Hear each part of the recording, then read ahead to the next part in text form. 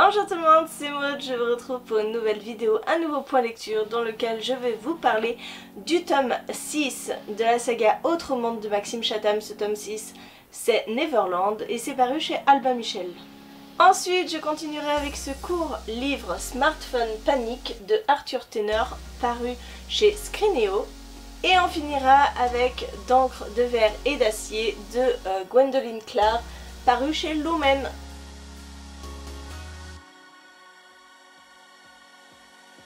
Allez, je vais aller très vite sur ce sixième tome puisque c'est une relecture, le dernier Autre Monde que j'avais déjà lu.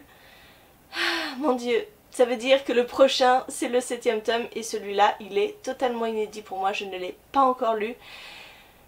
Comment vous parler de cette saga sans vous répéter pour la énième fois à quel point je l'aime? Nous continuons à suivre l'Alliance des Trois, c'est-à-dire Tobias, Matt et Ambre dans leur découverte de l'Europe et de toutes les dérives qui s'y passent. C'est même pire qu'en Amérique.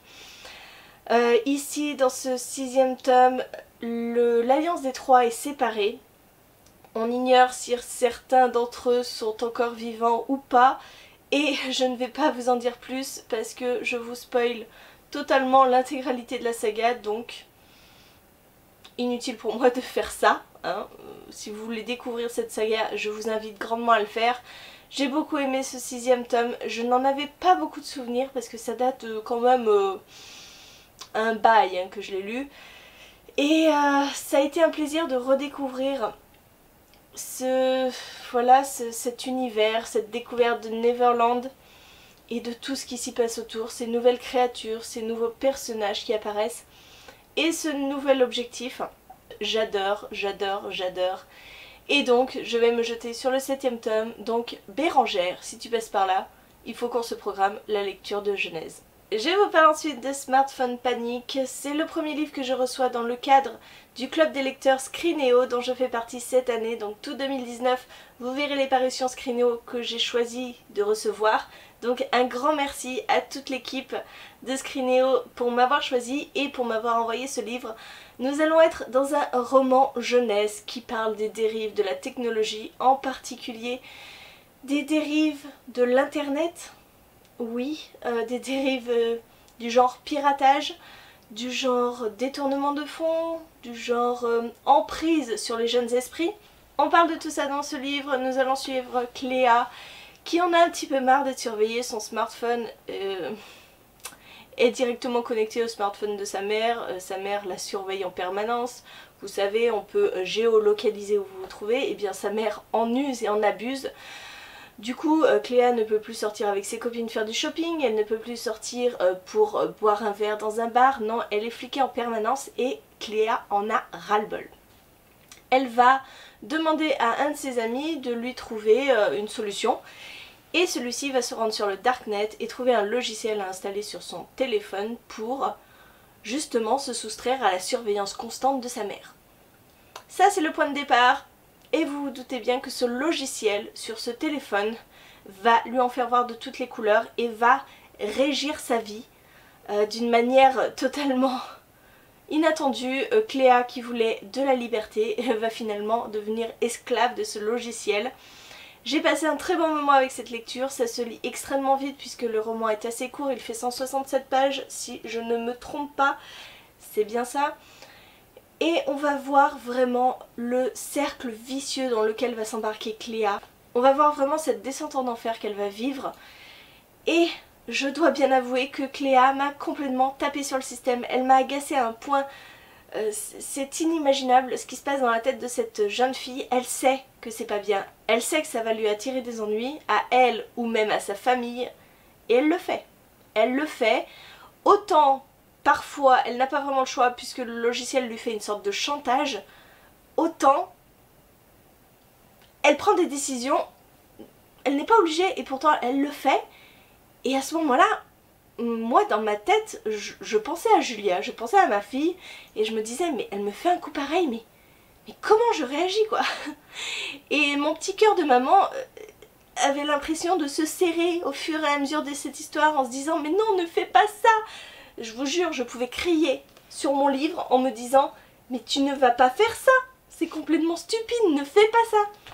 Bref, c'est très bien joué de la part de l'auteur, on voit vraiment cet engrenage infernal dans lequel tombe Cléa, et je pense que ce livre devrait être lu quand même par une majorité de jeunes qui, voilà, pareil, cherchent la liberté et peuvent se retrouver prisonniers encore plus et dans des choses très très dangereuses et très très malveillantes. Après, je trouve que ce livre aussi amène un débat sur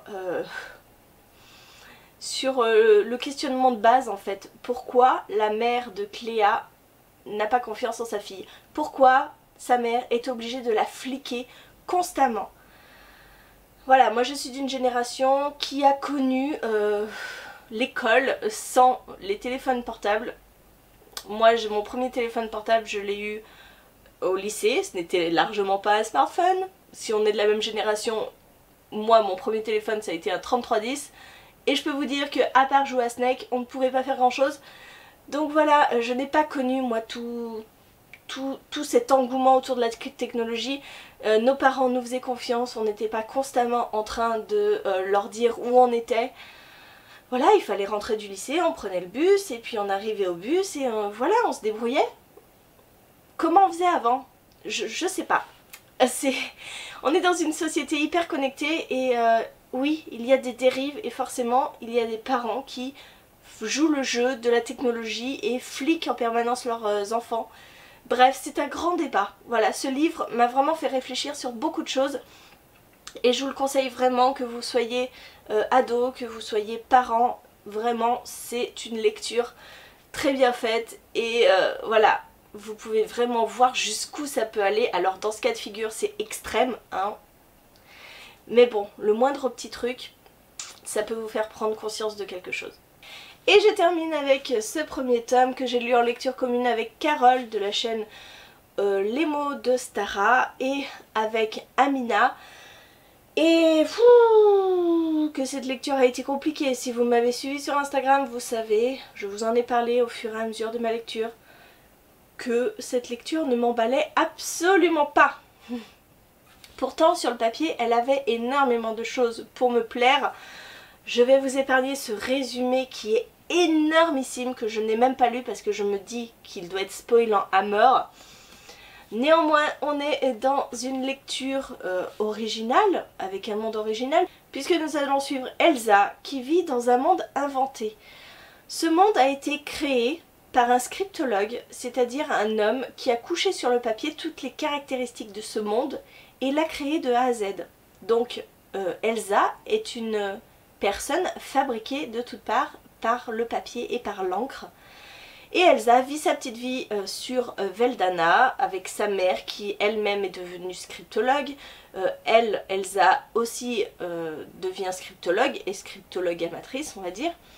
Et un jour elle va arriver chez sa mère, elle va voir qu'elle a été kidnappée et elle va partir à sa recherche et essayer de comprendre ce qui lui est arrivé, pourquoi on l'a kidnappée.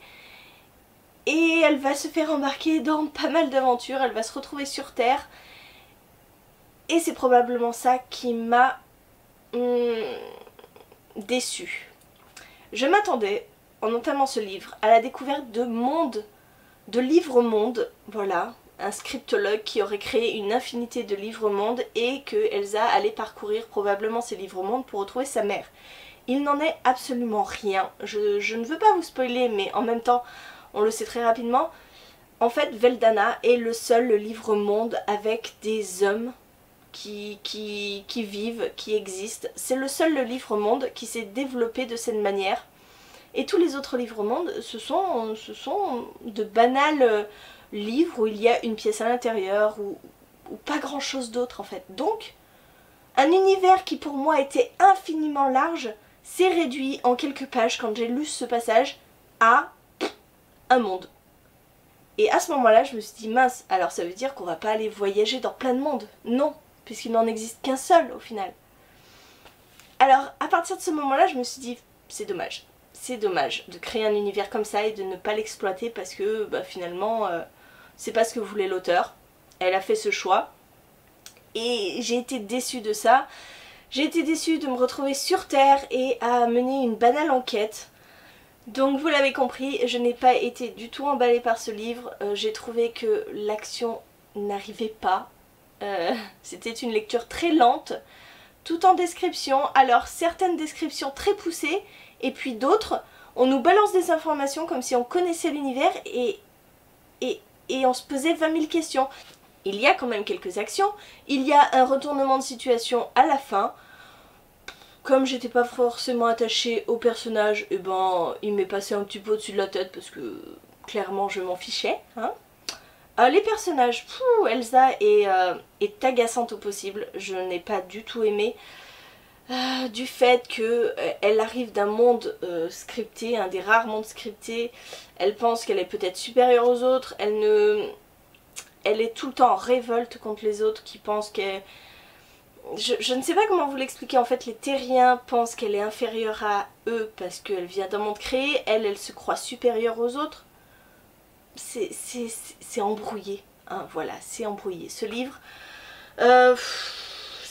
j'avais pas envie de le reprendre à chaque fois, même si ça se lit vite, c'est du Lumen, c'est écrit très gros, je ne trouvais qu'il ne se passait absolument rien. Et même la fin n'a pas suffi à relancer mon intérêt, donc franchement...